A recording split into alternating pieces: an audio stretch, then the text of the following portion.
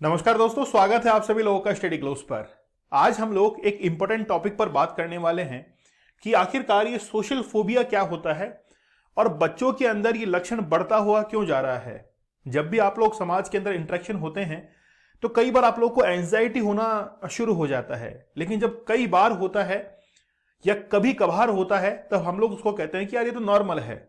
लेकिन अगर regular basis पे होने लगे तो कहीं ना कहीं आपको उस चीज के बारे में अवेयर होने की जरूरत है, उस चीज के बारे में थोड़ा सा और समझने की जरूरत है। जैसे कि हम लोग जिस शब्द के पीछे फोबिया को जोड़ते हैं, जैसे हम लोग कहते हैं कि यार इसको जो है हाइड्रोफोबिया है तो उसको पानी को देखकर डर लगता है। सोशल फोबिया के अंदर भी ऐसा है, समाज के जो लोग हैं उनसे इंटरेक्शन होने में आपको प्रॉब्लम होने लगती है। जब भी आप लोग सेंटर ऑफ अट्रैक्शन होते हैं उस समय आपको बहुत ज्यादा प्रॉब्लम जो है वो होना शुरू हो जाती है। आप एम्बेरस फील करते हैं, आप डिसअपॉइंटेड फील करते हैं, लो एनर्जी आपके अंदर रहती है। तो बेसिकली सोशल फोबिया जो है वो आजकल कुछ ज्यादा ही बढ़ता हुआ जा रहा है। लेकिन ये बच्ची जो है वो यहां पर बैठी है, कुछ सोच रही है, इसके हाथ में फोन है, आपको दिखाई नहीं दे रहा है। ये फोन इतना रेगुलर बेसिस पे देख रही है कि इसको सोशल जो अवेयरनेस है उसकी कोई फिक्र नहीं है। एक जब छोटा बच्चा होता है तो वो खुद से कभी ब्रश करना नहीं सीखता है। उसकी मदर जो है, माँ, उसको ब्रश करना सिखाती है और धीरे धीरे वो ब्रश करना भी सीख जाता है। वैसे सोशली कैसे इंटरेक्शन करना है अगर बच्चों को नहीं सिखाया जाता है तो वो उसके लिए एक ऑप्शन डेवलप कर लेते हैं और वो है मोबाइल फोन। और मोबाइल फोन के अंदर इतना ज्यादा वो घुल मिल जाते हैं कि एक फोबिया जो है सोसाइटी के लिए वो एक उसके मन में ही क्रिएट होना शुरू हो जाता है। एक बात और है, आप लोगों में से कई सारे लोग ऐसे भी होंगे जो कि किसी भी व्यक्ति को अगर बात करते हुए देख रहे हैं तो आपके मन में ऐसे आता है कि यार ये जरूर मेरे बारे में ही बात कर रहे हैं। आपको हमेशा लगता है कि हो सकता है कि मेरे बारे में बात कर रहे हैं और मेरे बारे में नेगेटिव बात कर रहे हैं, है ना। आप लोग के दिमाग में ऐसा भी आता होगा। ये सोशल फोबिया का एक लक्षण है, सिम्टम है। ठीक है, चलिए बढ़ते हैं लेक्चर में आगे। एक छोटी सी बात है, जैसा होगा अन्न वैसा होगा मन। यहां पर ये जो अन्न की बात की जा रही है ये आप मान के चलिए कि आपका जैसा बिहेवियर होगा, जैसा आप लोग खाएंगे वैसा बन जाते हैं। जैसे हम लोग कहते हैं कि सात्विक भोजन खाने वाला व्यक्ति सात्विक जीवन को जीता है, बड़ा वो शुद्ध विचार वाला रहता है, बड़ा सुलझा हुआ व्यक्ति रहता है। लेकिन अगर मान लीजिए कि तामसिक प्रवृत्ति अगर आपके अंदर है तो कहीं ना कहीं टटोलिए अपने आप को कि आप किस तरीके के फूड को जो है इंटेक कर रहे हैं। बात बड़ी जो है वो छोटी है लेकिन काफी फायदेमंद है। आप देखिए कि आपका डेली का रूटीन क्या रहता है, आप खाने के अंदर क्या लेते हैं। अगर वाकई में सात्विक भोजन आपका है, जंक फूड वगैरह नहीं है, तो आप बहुत अच्छा जीवन जिएंगे और उसमें कोई भी एंजाइटी नहीं होगी, आपके अंदर एंगर नहीं होगा, आप बहुत अच्छे से किसी भी पब्लिक डील जो है उसको कर पाएंगे। लेकिन जैसा आप लोग खाते हैं वैसा बन जाते हैं। कहते हैं कि संगत और पंगत बड़ा ध्यान से करनी चाहिए। दो शब्द मैंने यूज लिए हैं। संगत मतलब आपका जैसा ग्रुप होगा वैसा आप बन जाते हैं। 4 आईएएस ऑफिसर्स के बीच में बैठने वाला व्यक्ति स्वतः ही अपने आप ही जो है वो 500 आईएएस ऑफिसर बन जाता है। ऐसा क्यों है? डॉक्टर का बेटा डॉक्टर क्यों बनता है? वो देखता है अपने फादर को। इसलिए बच्चा जब बड़ा होता है तो अपने परिवार का एक एनवायरमेंट जो है उसको फील करता है और उसको अपने डेली रूटीन लाइफ के अंदर जो है वो इन्वॉल्व कर लेता है। जैसा उनका खान पीन है, देखिए साउथ के अंदर जो रहने वाले लोग हैं उनका साउथ का एक फूड अलग ही चलता है, वहां के बच्चे वो पसंद करते हैं। नॉर्थ के जो बच्चे हैं वो अलग पसंद करते हैं। तो वो सबका जो है एक्चुअली में कल्चर बन जाता है, वो कल्चर का एक पार्ट बन जाता है। तो जब भी हम लोग अन्न खाते हैं, अन्न खाने से मतलब है कि जहां हम लोग उठते बैठते हैं, अपनी जो संगत होती है उसके अकॉर्डिंग ही हमारा बिहेवियर जो है वो कन्वर्ट हो जाता है। इसलिए हम लोग को अपनी जो ग्रुप है उसको बड़ा ध्यान से करना चाहिए।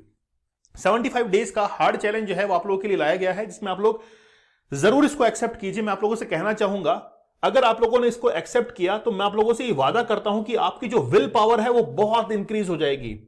आप जिस चीज के बारे में सोचेंगे वो चीज आपको मिलेगी, क्योंकि आपके अंदर इतना डिटर्मिनेशन आ जाएगा। अगर आपने 75 डेज तक इस चैलेंज को एक्सेप्ट किया, आपको पॉर्न वीडियोस नहीं देखने हैं, आपको एडल्ट कंटेंट सर्च नहीं करना है। आजकल सबसे बड़ी प्रॉब्लम ही ये बनी हुई है। 75 टेक्निक्स आप लोग को बताई जाएंगी। जैसे कल हमने सॉल्मन टेक्निक को डिस्कस किया था, माइंड वॉश टेक्निक थी, रीवायरिंग टेक्निक थी, बहुत सारी टेक्निक जो है हम लोग डेली डिस्कस करते हैं। आप लोग जरूर इस सेशन को ज्वाइन कीजिए। जब भी आप लोग ज्वाइन करेंगे तभी से आपका हार्ड चैलेंज शुरू हो जाएगा। और रूल्स का एक वीडियो जो है वो ऐप के ऊपर अपलोड किया गया है, पहले उस वीडियो को देखिएगा और फिर अपनी डेली रूटीन लाइफ के अंदर उसको फॉलो करना शुरू कर देना। ठीक है, चैलेंज कोड को यूज करना है, जिससे डिस्काउंटेड प्राइस के अंदर आप लोगों को कोर्स अवेलेबल हो जाएगा। ओके, अच्छा देखिए, नॉर्मल कुछ चीजें होती हैं। It's a normal to feel nervous in some social situation. अगर मान लीजिए कि सोसाइटी के अंदर सोशली अगर आपको कुछ एंजाइटी हो रही है, नर्वसनेस हो रही है, तो ये बिल्कुल नॉर्मल है, सभी को होती है।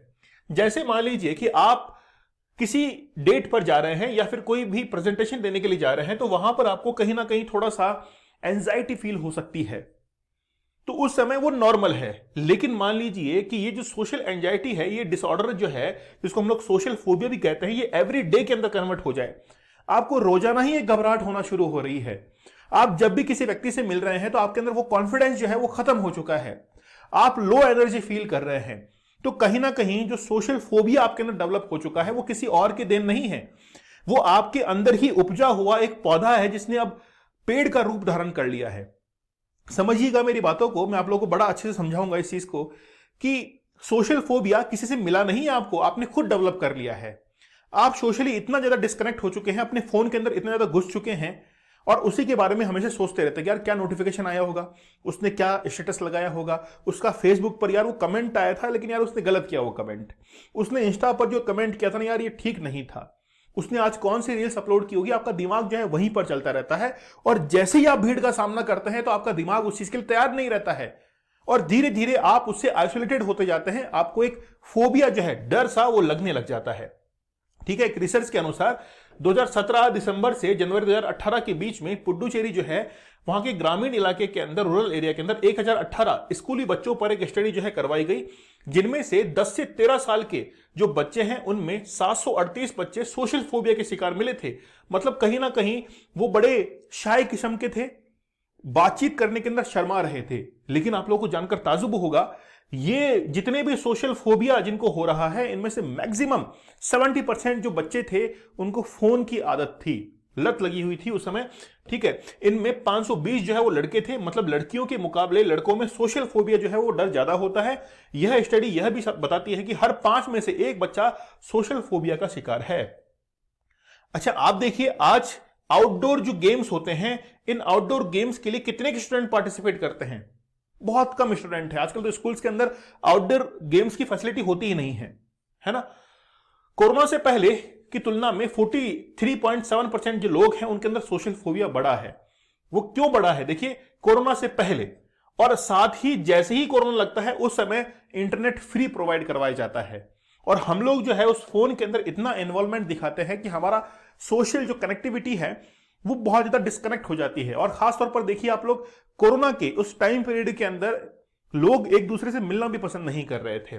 अगर हम लोग बात करें कि पुरुषों के अंदर ये जो डिसऑर्डर है सोशल एंजाइटी का, वो पुरुषों के अंदर यानी कि मेल कैंडिडेट के अंदर 6.1% है और फीमेल के अंदर 8% तक पाया जाता है। मतलब यहां पे थोड़ा सा डोमिनेट कर रहे हैं। लेकिन अगर हम लोग एज वाइज देखें तो 18 से 29 साल के जो लोग हैं उसके अंदर 9.1% है, 30 से 44 साल के लोगों में 8.7% है, 45 से 59 साल के लोगों में 6.9% है और 60 प्लस के अंदर 3.1% है। यहां पर एक साइकिल जो है आप लोगों को दिखाई दे रहा है। इससे ये चीज डिफाइन है कि जैसे जैसे इंसान का एक्सपीरियंस बढ़ता जा रहा है उसके अंदर जो फियर है वो खत्म होता जाता है। एक बच्चे के अंदर स्टेज का कितना जबरदस्त फोबिया रहता है, वो स्टेज पर जाकर घबराने लगता है। वहीं पर कोई व्यक्ति एक्सपीरियंस है वो आसानी से बोल पाता है क्योंकि उसके पास में एक्सपीरियंस है, उसको पता है कि यार कोई डरने की जरूरत ही नहीं है, ये भी हम में से ही एक है। जब भी आप लोग सेंटर ऑफ अट्रैक्शन होते हैं किसी प्रोग्राम के अंदर तो आपको कहीं ना कहीं एंजाइटी होना शुरू हो जाता है। तो एक्सपीरियंस के साथ साथ में कम हो जाते हैं। लेकिन बेसिकली अभी वर्तमान के अंदर सिनेरियो में देखें तो फोन जो है ना वो सबसे बड़ा एक खतरनाक दुश्मन जो है आप लोग का बना हुआ है। इमोशनल एंड बिहेवियर सिम्टम्स की अगर हम लोग बात करें तो आपको फियर है, fear of situations in which you may be जज नेगेटिवली। अगर आपको कहीं ना कहीं नेगेटिव जज किया जा रहा है तो आपको डर लगने लगता है कि यार इसने मुझे नेगेटिव क्यों किया है। कभी मेरे साथ में भी होता है कई बार, जैसे मान लीजिए कोई कमेंट मैं ऐसा देखता हूं कि यार जैसे एक स्टूडेंट का कमेंट था कि सर ये इस कोर्स से हमको क्या फायदा होगा, ऐसे वैसे मुझे कोई जरूरत नहीं है, मैं खुद डील कर लूंगा इसके साथ में। तो मुझे लगा कि यार वाकई में हो सकता है कि उसके पास में इतना एक्सपीरियंस हो। Worry about embarrassing and humiliating yourself. ठीक है, इंटेंस फियर ऑफ इंटरेक्टिंग और टॉकिंग विद स्ट्रेंजर्स। आप जो स्ट्रेंजर्स है उनके साथ में मिलने के अंदर बड़ा कतराते हैं, फियर एक फील करते हैं, है ना।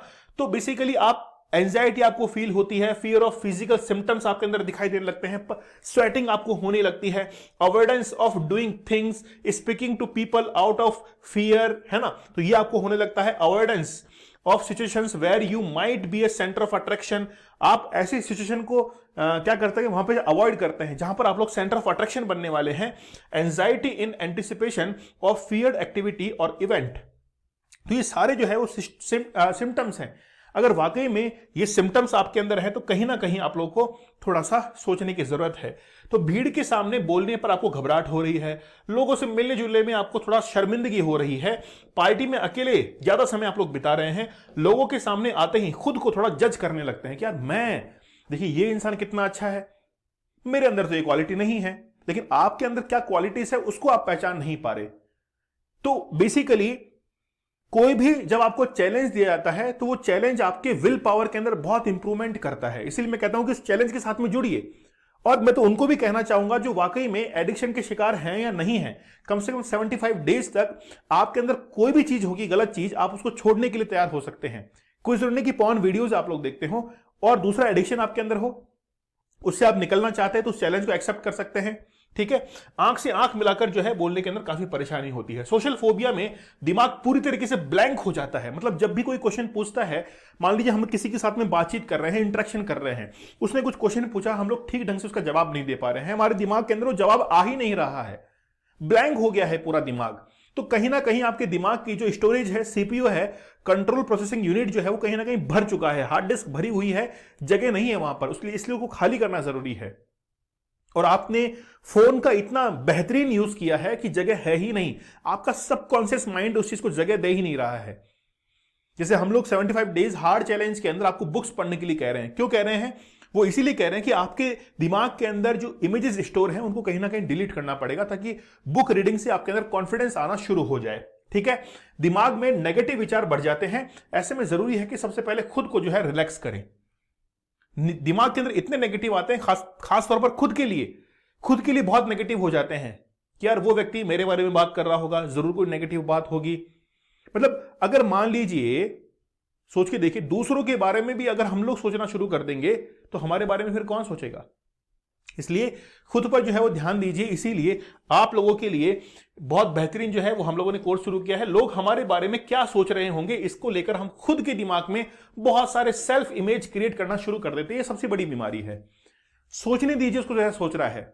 जैसे हमारे सोसाइटी के अंदर गवर्नमेंट जॉब जो है उसको बहुत ऊपर मानते हैं, यार जिसकी गवर्नमेंट जॉब लग गई वो तो माशाल्लाह यही है, अब तो गोल्डन बॉय, गोल्डन गर्ल। लेकिन क्या है एक्चुअली के अंदर, आपकी स्किल्स जो है ना उसके ऊपर डिपेंड करता है कि आपके अंदर स्किल्स क्या है। अगर आपके अंदर वाकई में बेहतरीन स्किल्स हैं तो चाहे आप गवर्नमेंट जॉब में हो या ना हो, खुद के प्राइवेट बिजनेस में हो, वहां पर भी आप लोग बहुत अच्छा परफॉर्म करते हैं। अगर स्किल्स नहीं है, चाहे आईएएस ऑफिसर क्यों ना बन जाइए, आप अच्छे से वहां पर टैकल नहीं कर पाएंगे। ठीक है, चलिए, आप सोचेंगे बोल सर बनने तो दो एक बार।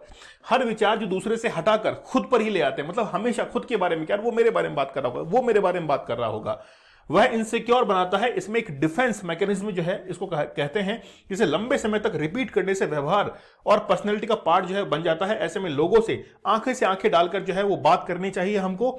यह आपके कॉन्फिडेंस को बूस्ट करेगा और साथ ही लोगों से उनसे जो है वो कॉमन मुद्दों पर बातचीत करें। कभी भी ऐसे नेगेटिव पॉइंट्स पर बातचीत ना करें जिससे बहस हो सकती है ना। चलिए, आप लोगों के लिए 75 डेज का हार्ड चैलेंज शुरू किया गया है, आप जरूर इसको ज्वाइन कीजिए। इससे आपकी विल पावर इंक्रीज होगी। ये जो पूरा सेशन आज का लिया है सोशल फोबिया वाला, वो बेसिकली इसीलिए है कि मोबाइल की लत जो है वो आप लोगों से छुड़ानी है। और जो एडिक्शन है ना वो कहीं ना कहीं आपके अंदर वैसा ही फियर, एक फोबिया जो है वो क्रिएट कर रहा है। इसीलिए आपको इस एडिक्शन से बाहर निकालना है। अगर वाकई में आप अपनी विल पावर को इंक्रीज करना चाहते हैं तो you must join this course. आप लोग को 75 रियल स्टोरीज में आप लोग को बता रहा हूं। कल देखिए क्या गजब की स्टोरी हम लोगों ने डिस्कस की थी, बहुत गजब की स्टोरी। मतलब ऐसा लग रहा था कि यार वो जो अंकुर जो लड़का था वो अपनी फियोंसे के साथ में मतलब किस तरीके से बातचीत कर रहा है और रिश्ता कैसे टूट जाता है उसके बारे में हम लोगों ने बातचीत भी की थी। 75 टेक्निक्स आप लोग को बताई जा रही हैं ताकि आप लोग बाहर निकल सके। चैलेंज कोड आप लोग को यूज करना है और जब से आप लोग ज्वाइन करेंगे तब से ही जो है आपका चैलेंज शुरू हो जाएगा। दीपक इंदौर ऑफिशियल, आप लोग टेलीग्राम चैनल को ज्वाइन कर लीजिए। लेक्चर पसंद आया तो एक बेहतरीन कमेंट जो है वो जरूर कर दीजिएगा। मिलते हैं आप लोगों से अगले सेशन में, तब तक के लिए धन्यवाद। थैंक यू, जय हिंद।